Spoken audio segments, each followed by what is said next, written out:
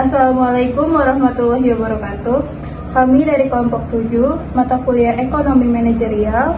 Pertama-tama perkenalkan, nama saya Salsa Regita Ramadan. Nama saya Distia Maharani Putri. Nama saya Dinda Sopamuani. Di sini kami akan melakukan wawancara dari salah satu UMKM di daerah Cikampek, tepatnya di daerah Cisel. Ikuti kegiatan kami ya.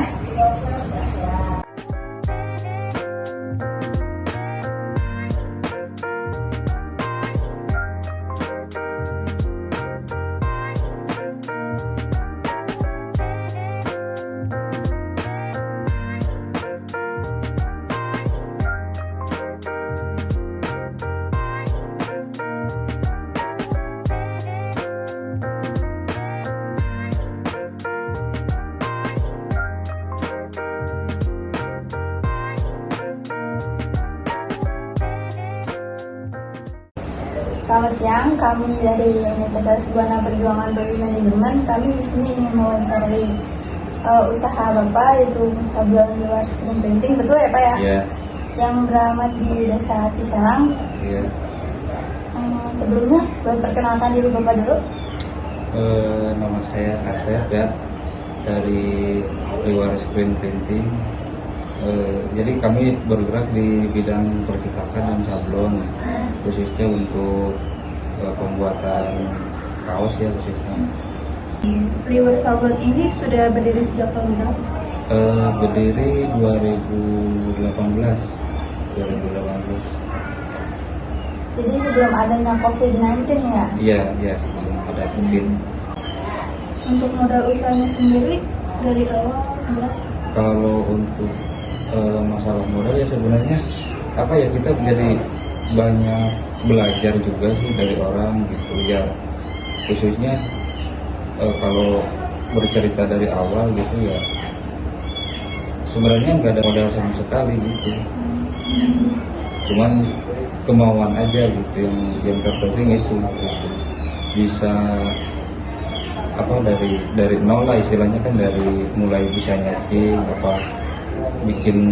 bikin buat filman bikin uploadan kan gitu. Nah, terus diterapin sama sablonan kan seperti itu kan. Awal mulanya seperti itu gitu. Cuman ya udah setelah ada perkembangan kesini baru buka konveksi gitu, konveksi kecil-kecilan. Jadi kita nggak produksi bikin kaos di orang gitu kan, jadi bikin produksi semua dari awal pembelian bahan sampai pembuatan kaos sampai sablon finishing sendiri kan gitu. Jadi sekarang Bapak punya karyawan apa masih dikerjakan sendiri? Kalau karyawan sih sebenarnya bukan karyawan ya, kalau dibilang pekerja itu partner gitu ada ya? gitu. Jadi semacam partner lah gitu. Kalau ada kerjaan ya baru kita panggil dan gitu. Kalau proses pembuatan bajunya itu masih manual apa sudah pakai mesin? Ya ini seperti ini kan, kalau pembuatannya pakai mesin, kalau cara potongnya kan pakai mesin juga, ada mesin potong kan. Kalau untuk masalah sablonan itu masih manual. Iya. Masih manual. Caranya ini kan sekarang itu ada yang lagi tren itu kan, ada yang sablon DTF itu ya, yang dari printer itu kan langsung di press atau jadi. Kalau itu di sini nggak dipakai kan gitu, cuman manual itu yang disebut manual digesut sendiri kan gitu. Jadi berpengaruh sama hasilnya apa enggak? Ya sebenarnya pengaruh juga sih ya kalau untuk sama hasil kan, cuman keakuratan warna sama gambar ya memang lebih akurat ke DTF, sablon DTF. Cuman kalau untuk masalah hasil ya sebenarnya bagus manual gitu, soalnya bagus kan manual ya? Iya, misalkan dari segi catnya tuh lebih lebih pekat kan gitu. Untuk strategi pemasarannya bagaimana sekarang? Kalau masalah pemasaran ya sebenarnya kita banyak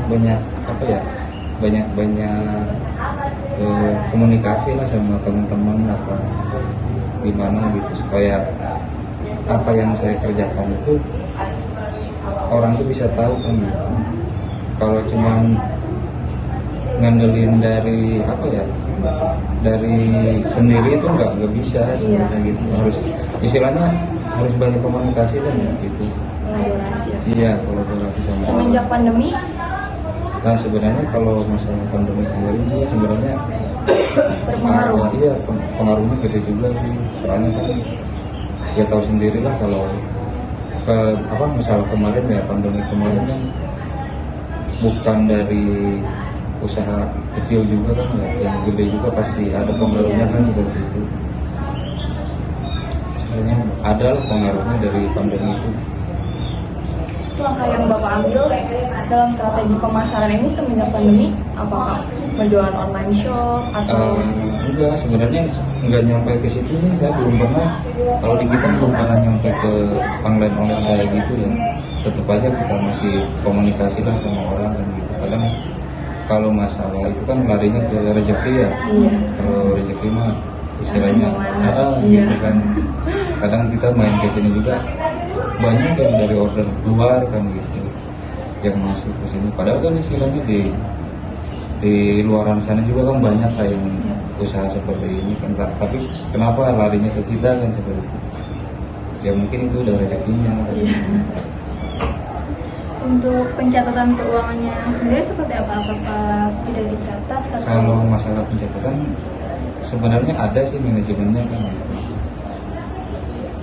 Masalah pencatatannya kita masih pakai manual juga sih, pakai makan ya kayak gitu. Jadi ya ini doang sebenarnya, nggak ada yang aneh-aneh. Iya. Yang penting mah kita beli bahan sampai apa produksi itu nyampe berapa kan gitu. jelas ya Pak? Iya, harus jelas kan itu yang namanya usaha sebenarnya dari manajemennya aja harus benar kan gitu.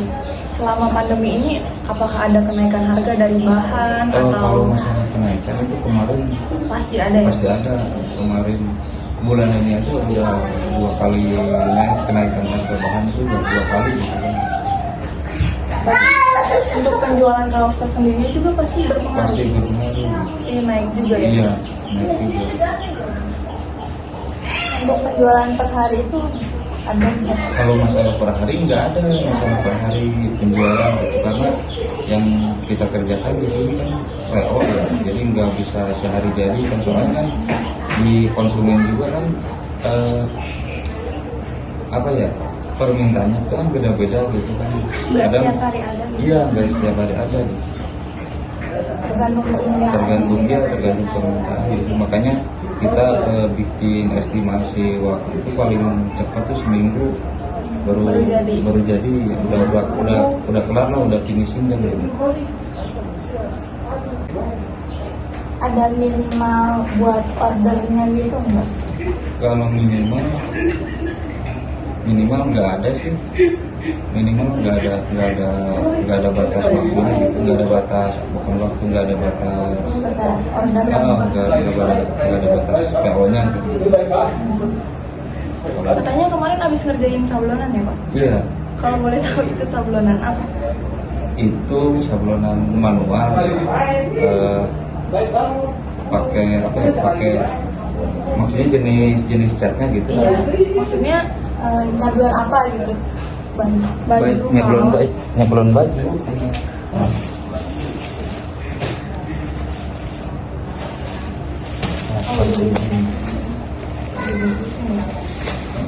Seperti ini kemarin.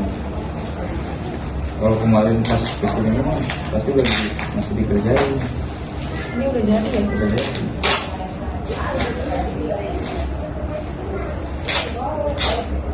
Produksi yang di kita itu sebenarnya seperti ini gitu. Jadi cuman kaos aja atau bisa yang lain Bisa, kayak yang lain bisa kayak wangki, jaket, bisa. Kayak seragam buat alma mater gitu. Nah ini kalau buat sablonannya contohnya seperti ini. Ini bukan DTF ini, pakai sablon manual ini. Gitu. Ini hasilnya lebih bagus ya Pak, Iya. kalau misalkan manual. Iya, hasilnya kan lebih, istilahnya lebih kuat lah gitu, maupun ditarik-tarik kayak gini nggak bakal Kalau soalnya udah lama pecah-pecah gitu nggak? sebenarnya kalau masalah pecah itu gimana, iya, tergantung ya pemakaian gitu,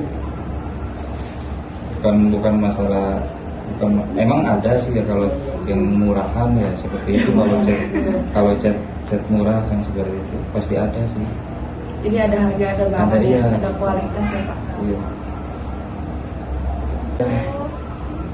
Awalnya kita teman gitu sebenarnya bukan apa ya, emang kalau masalah kerjaan kayak gitu kan kalau nggak diperdalam susah juga ya. Iya. Sebenarnya kalau mau sekolah mah ada juga sih sekolahnya gitu, sekolah buat sablon gitu. Cuman kan kalau ada yang ngajarin ngapain juga, yang terpenting mah kita mau aja. Ada niatnya ya Pak ya. Iya. Kemauannya. Iya. Udah cukup udah. Terima kasih Bapak Iya. untuk waktunya buat wawancara Iya, ini. sama-sama. Mohon maaf mengganggu Gak waktunya. apa-apa.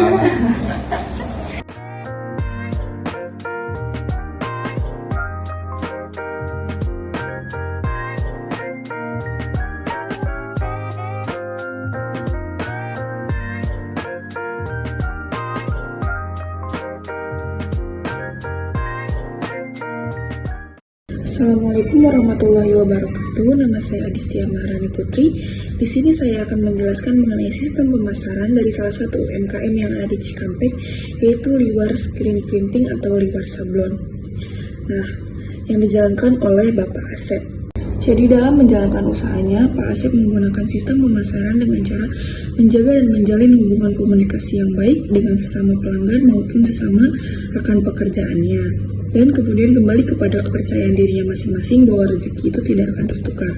Dan di dalam masa pandemi ini, ternyata Pak Asep sama sekali tidak menggunakan digital marketing atau online shop lainnya, karena kembali ke kepercayaannya masing-masing, yaitu bahwa dia percaya bahwa rezeki tidak akan tertukar. Dan beliau hanya mengandalkan satu, yaitu menjaga hubungan yang baik dengan pelanggan dan rekan sesama pekerjaan. Beliau percaya bahwa rezeki tidak akan tertukar. Nah, jadi di sini maksud beliau yaitu jika beliau menjaga hubungan dengan rekan sesama kerja atau dengan pelanggan, mungkin pelanggan itu akan mempromosikan usaha beliau kepada orang lain, atau intinya dari mulut ke mulut dan akhirnya sampai menjadi rezeki beliau. Sekian video penjelasan mengenai sistem pemasaran pada Liwar Printing yang dijalankan oleh Pak Asep. Kurang lebihnya mohon maaf. Wabillahi taufiq wal hidayah. Wassalamualaikum warahmatullahi wabarakatuh. Assalamualaikum warahmatullahi wabarakatuh. Saya Dinda Sopa Maulani. Di sini saya akan menjelaskan keputusan SDM yang dilakukan oleh Pak Asep dalam bisnisnya, yaitu Liwar Sablon. Keputusan SDM yang dilakukan oleh Pak Asep adalah dengan awal beliau melakukan semuanya sendiri, mulai dari penyablonan sampai finishing. Namun dengan seiring berjalannya waktu, akhirnya Pak Asep memiliki partner kerja untuk membangun bisnisnya agar lebih baik lagi. Dan juga karena banyaknya pesanan yang diterima, jadi tidak memungkinkan untuk beliau melakukan semuanya sendiri. Selanjutnya, Liwar Sablon ini juga yang tadinya hanya menyediakan jasa sablon saja, sekarang bertambah menjadi menyediakan bahan produk sebelum disablon seperti kaos, tas, hoodie, dan lain sebagainya. Oleh karena itu, keputusan Pak Asep ini sangat tepat untuk memiliki partner kerja karena bisnisnya sudah mulai berkembang luas. Sekian keputusan SDM dari saya. Kurang lebihnya mohon maaf. Wassalamualaikum warahmatullahi wabarakatuh. Assalamualaikum warahmatullahi wabarakatuh. Perkenalkan, saya Sasa Regita Ramadan. Di sini saya akan menjelaskan mengenai keuangan dari usaha Liwar Sablon. Nah, dalam wawancara yang kami lakukan bersama pemilik Liwar Sablon, pemilik mengatakan bahwa di awal berdirinya Liwar Sablon ini, pemilik tidak mengeluarkan modal dalam membangun usahanya. Keinginan pemilik sendiri dalam belajar membuatnya mampu merintis usaha ini. Nah, Liwar Sablon tidak memiliki pendapatan tetap. karena bisnis ini tergantung dari banyaknya pesanan yang diterima. Dalam pencatatan keuangan, pemilik mengatakan bahwa pencatatan keuangan masih menggunakan cara manual dengan nota. Masa pandemi ini juga berpengaruh pada minat dari konsumen.